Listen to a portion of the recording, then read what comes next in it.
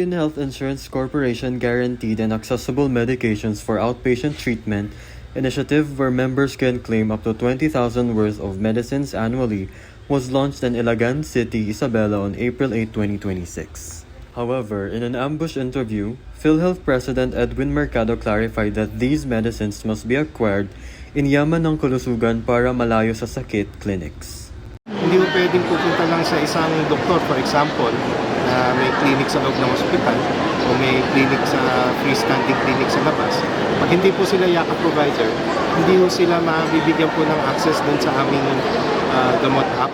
75 medicines including anti-infectious, antithrombotics, anti-asthma and COPD, anti-hypertensive and cardiology and nervous system, anti-diabetics, anti-dyslipidemia, and supportive or other therapy can be availed by PhilHealth members. Tanong yan, kasi nga may requirement kami na dapat yung 54 medicines.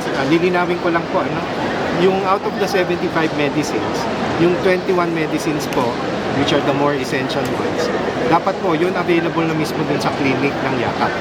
Kasi parte po yun ang tinatawag na coverage ng capitation payment. Yung capitation payment. The rest of the medicines are considered secondary and third-level drugs to be availed from accredited pharmacies.